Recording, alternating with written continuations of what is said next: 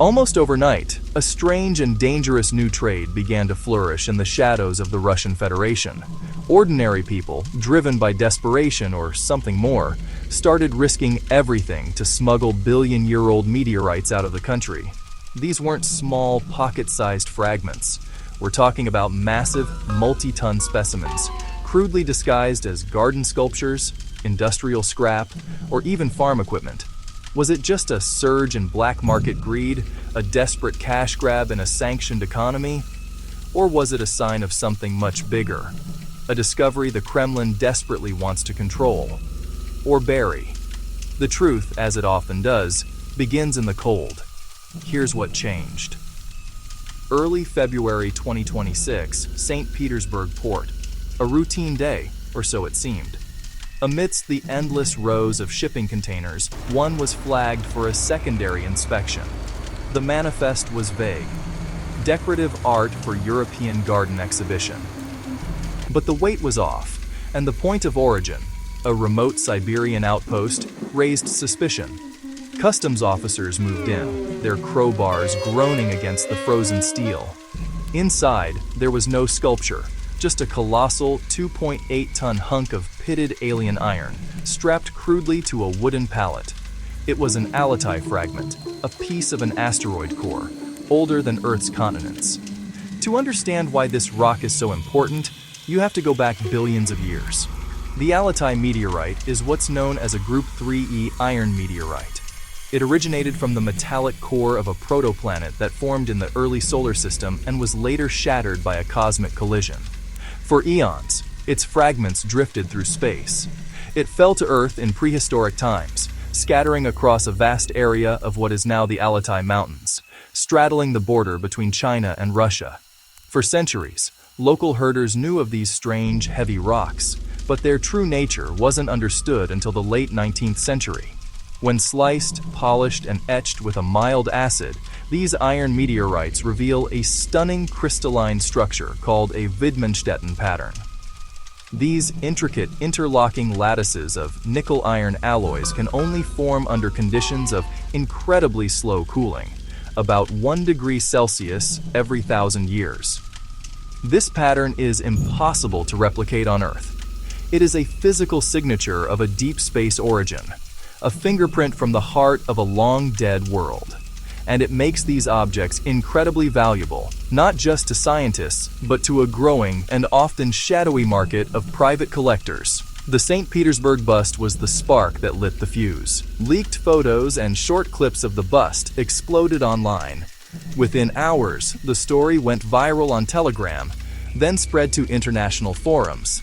Searches for Russian meteorite smuggling, Altai secrets, and how to find meteorites in Siberia spiked globally.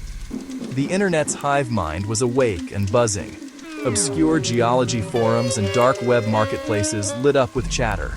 GPS coordinates for known and suspected fall sites were shared openly. Code words emerged: Siberian iron, sky metal, grandfather's rock. A digital gold rush was triggering a real one, inspiring illicit night vision hunts across the vast frozen expanse of Siberia. And it quickly became clear this wasn't just one shipment.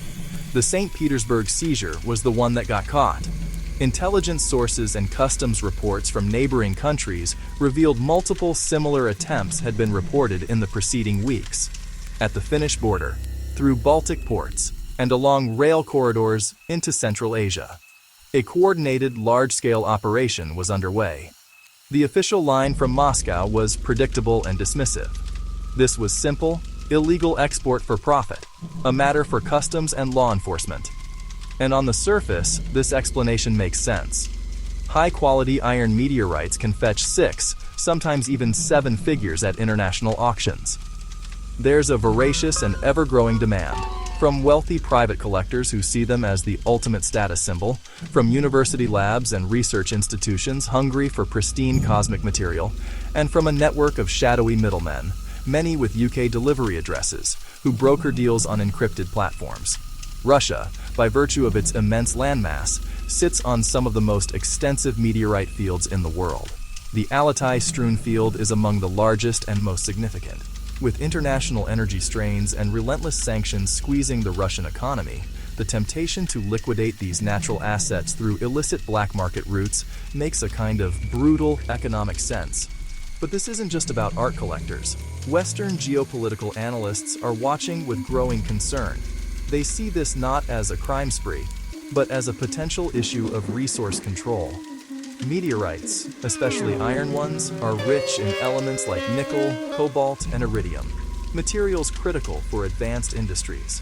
If a nation could secure a unique extraterrestrial source of these alloys, what could it mean for their domestic development of next-generation armor, high-density batteries, or advanced radar and stealth technologies? The smuggling could be a state-sanctioned effort to bypass sanctions on strategic materials. The smuggling networks themselves are sophisticated. They piggyback on existing illicit trade routes used for timber, amber, and other natural resources. Meteorites are hidden in plain sight. A multi-ton fragment might be declared as industrial scrap metal or machine parts, its unusually high density being its biggest giveaway. Smaller pieces are concealed within legitimate cargo, making them nearly impossible to detect without specific intelligence. Payments are laundered through a complex web of cryptocurrency transactions and shell corporations. It's a professional operation, and it all begins here, in the field. Prompted by the online buzz, a new generation of meteorite hunters, or star prospectors, has emerged. Operating outside the law, they venture into the Siberian wilderness. They use high-powered metal detectors, ground-penetrating radar, and even drones equipped with magnetometers. They hunt at night to avoid detection, following coordinates shared on encrypted chat groups. It's a dangerous game, not just because of the illegal nature of their work, but because of the brutal environment and the risk of running into rival crews. They whisper about the unique conditions of the permafrost, how the annual frost heaves can push buried fragments closer to the surface, making a previously barren field suddenly productive.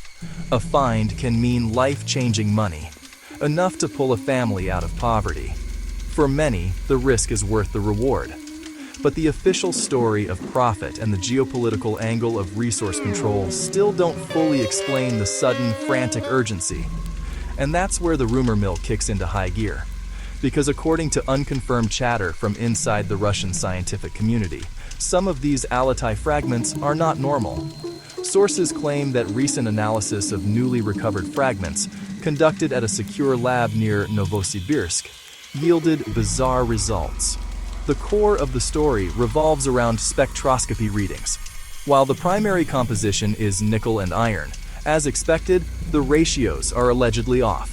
Some samples reportedly show unusually high concentrations of nickel, cobalt, and other platinum group metals.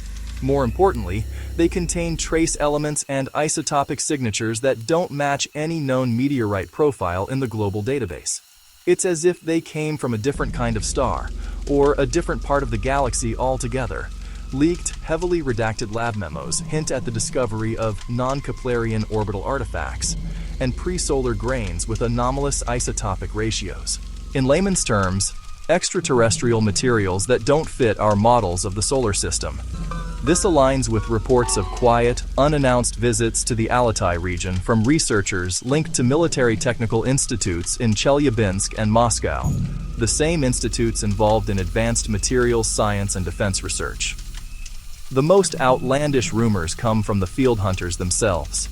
Anonymous sources on encrypted channels say that handheld sensors, specifically gamma-ray spectrometers, spiked erratically near certain fragments, indicating unusual radioactive isotopes. Then, just as quickly, the readings would vanish, as if the isotopes decayed into stability almost instantly. The data, they claim, was immediately confiscated. When asked for comment, international space agencies like NASA and the ESA remain mostly silent, offering only boilerplate statements about the importance of preserving meteorites for scientific study. The Russian space agency, Roscosmos, has issued a flat denial of any special research program, But on Russian social feeds, the whispers persist. Hunters talk about finding fragments that emit a faint, brief glow after a sudden frost heave exposes them to the air for the first time. They describe finding tiny, perfectly spherical metallic beads near the impact sites that set Geiger counters ticking for a few seconds, and then stop completely. Phenomena that defy easy explanation. So what is the truth? Maybe it's just cash. A simple, albeit massive, criminal enterprise to profit from a rare commodity in a struggling economy. It's the most logical explanation. Maybe it's classified research, a state-sponsored push to acquire and control a strategic resource with unique metallurgical properties for a new generation of military hardware. This theory aligns with the geopolitical realities of our time. Or maybe, just maybe, it's something else. The rumors suggest that someone, somewhere, detected a signal, not a radio signal, but a physical one. Unique properties within these ancient rocks that might matter, that might serve as a marker or a warning before something else arrives. A possibility that seems to have become urgent in 2026. If an entire nation, or at least powerful factions within it, starts moving pieces of the stars across its borders in secret, you have to ask why. What ancient cosmic truth, or what dangerous new discovery, is Russia trying to protect or escape?